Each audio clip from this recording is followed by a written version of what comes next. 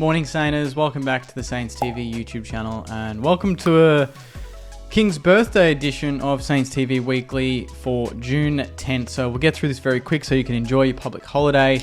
Thanks to Inglewood Coffee Roasters for being the sponsor of today's video. Obviously, check them out on www.inglewoodcoffeeroasters.com.au. I believe they've got an end of financial year offer, 50% off, I think, a lot of stuff. So check that out on top of already the discount code SAINTS24, Saints TV 24, and you get 40% off that as well. So offers everywhere and a lot of good product. I've got the coffee here, and it's a good start to the week, especially after a win. That's the best thing, and we'll kick it off with that. We were 3-point winners against the Suns in an interesting game. 3 points, 51, 7-9 to 7-6, literally 3 points in front of 17,992. My review is out on that. Also did an interview with Liam Henry, so check that out as well. He was really honest, which was awesome because he's a young kid, but he spoke really well. So if you want to check out what he had to say, check that out on the YouTube channel as well. It's a good 5-minute video. Puts us to 5 and 8, I believe. I think we've gone up one position on the ladder. And it kind of keeps our slim finals hopes alive, although this week it's going to be tested massively against the Brisbane Lions at the Gabba. We didn't sustain, I don't think. Oh, we did. We did sustain one injury. Unfortunately, Dougal Howard with his hamstring, so you'd imagine that's going to be a month or so, which is really disappointing because we're coming up against a very stacked forward line. And he was replaced by Seb Ross. So fingers crossed Dukes isn't too serious, but we'll wait and see when the next report comes out. The latest report from last week was Liam Stocker, 2 to 3 weeks, abdominal. Jack Hayes, knee, 5 weeks. And obviously James Van Air's ankle, season. And Max King and Isaac Killer were tests and they were fine. So, it's looking pretty good on the injury front. Form front, we're kind of picking up the pieces. We're not really playing as badly as I thought we were maybe a month ago. I still think there's so much to fix, but there's some substance. I would use that word. There is substance to some of the things we're trying to do. It's not coming off, but it's not as shallow. It's not as half-assed as probably what it was a month ago. So baby steps, but we're I'd say we're going in the right direction, I think.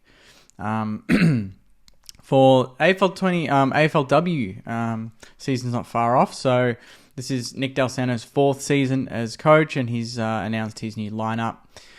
For the coaching staff, so Alison Downey stepped up in the role of skill acquisition assistant and opposition analyst. David Carden has resumed the post of assistant coach in defence, specifically. Team defence coordinator Patrick Hill.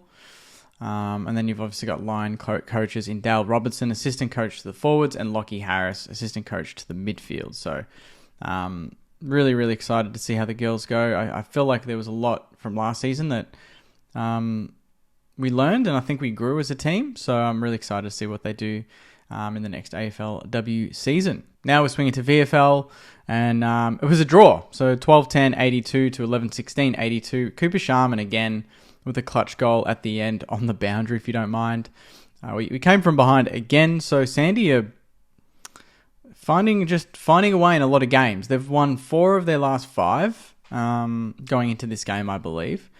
And they've been in very good form. I think they're close to the top 4 in the VFL ladder, 5th or 6th at the moment. And key standouts, no surprises to some of these players. Brad Crouch, 27. Ronnie Burns, 22 and a goal. He's great. Hugo Garcia, 3 goals, 15 disposals, 7 tackles. Epic. 24 disposals for Ben Patton, 20 disposals, and 8 tackles for Mateus Filippo. So 8 tackles for him. That's massive. Zach Jones, 29. Cooper Sharman, 3 goals, 18 disposals, 7 marks. Zane Cordy, 18 disposals. Could be called up again this week because of Dougal Howard. Lance Collard kicked a ripper in the first quarter. 2 goals, 8 disposals. Max Hall, 11 disposals, 5 marks. Not bad.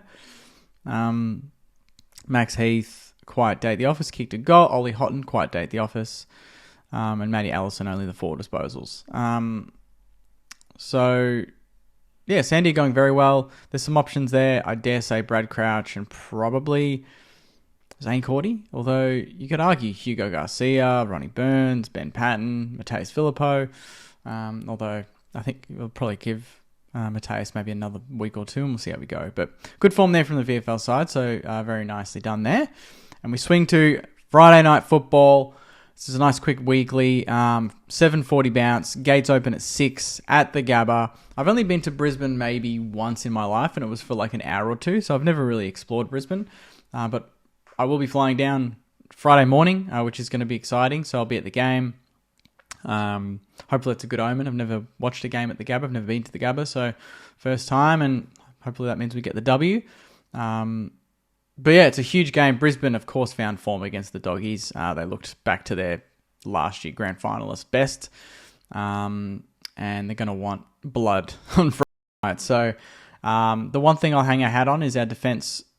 I think is going to be okay. I think we'll hopefully handle it. It's just the midfield and the frequency of it going in. So these are the sort of games though this year where we've been pretty good. We've stood up away from home against good opposition. So I half back us to just be really competitive. I'm not going to say that we're going to go there and get the win, but you just don't know with the way we play. Like, we frustrate the hell out of a lot of teams. Gold Coast kicked 25 goals like 2 weeks ago or whatever against Geelong.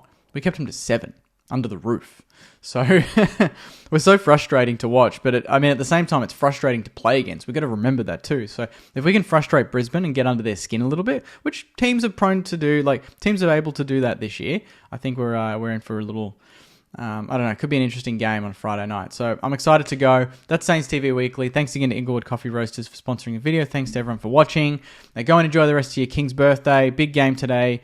Collingwood, Melbourne. I think I tipped Collingwood, although Melbourne want to bounce back. So we'll see how we go there. Tipping wise, I'll hit up the winner after this game, depending on who got the perfect score. And I'll see you in the next video, Sainers. So take care. Enjoy the rest of your week. And as always, go you mighty Sainers. See you guys.